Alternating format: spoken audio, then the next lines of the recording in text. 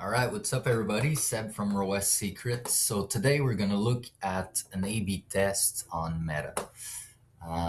What we're doing here is you see we have a version A where we split prospection and retargeting into two different campaigns.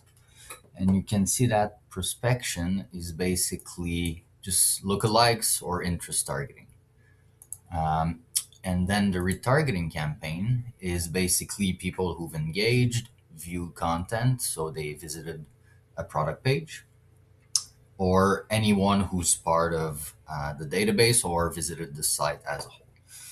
And so, what we're trying to do here is to understand, can we consolidate um, within the prospection campaign instead of having these guys inside of retargeting, if we consolidate basically engagers and people who haven't engaged with us before, can we get better performance?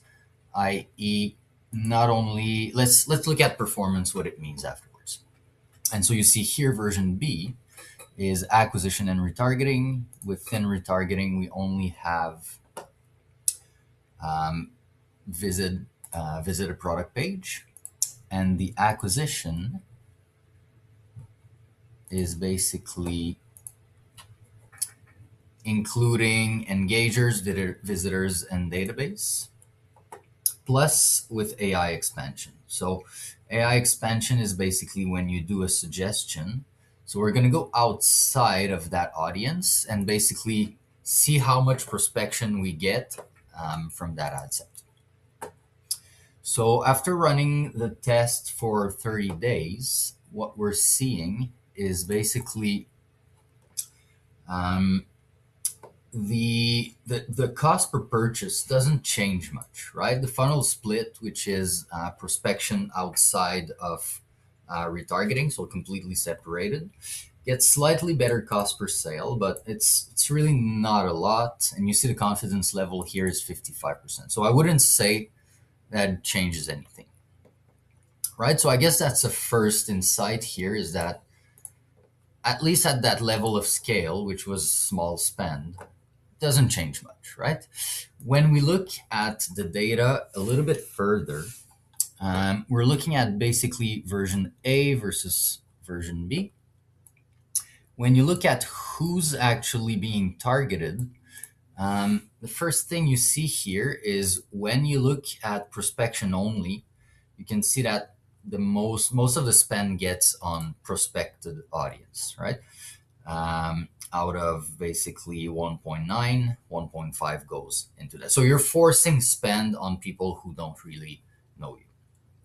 When you look at version B, because we're optimizing for sales and people who know you is just an easier sale than people who don't, you can see that at that acquisition campaign is basically spending 2x the amount of money on people who've engaged with us, right? So when you look at this,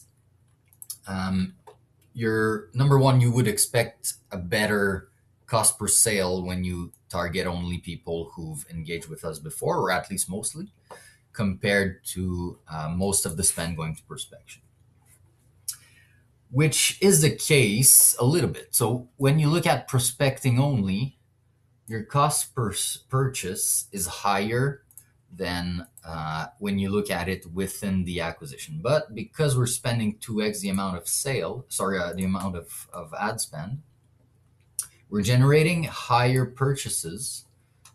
And not only that, but higher incremental purchases. So that's really important, because a lot of people people who engage with you or already purchase with you don't necessarily need to be retargeted to purchase. Some of them will, some of them won't.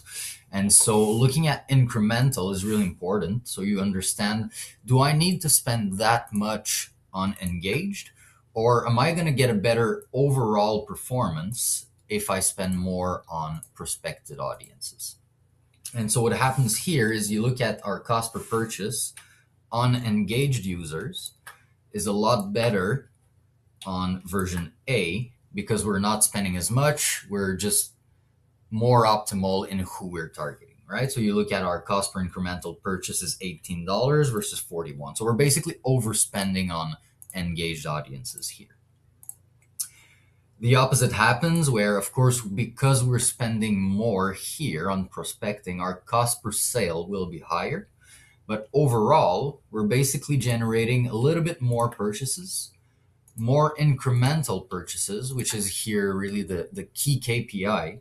And our cost per purchase and cost per incremental purchase is lower whenever we do that funnel split.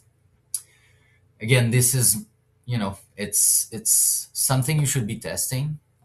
It's not a perfect science, not the same for every account. Depends on how much organic direct traffic you get, if you send emails and so on. So it's not a one size fits all, but it's important for you to try and look at these things so that you can ensure you have the proper setup for the proper scale to your business.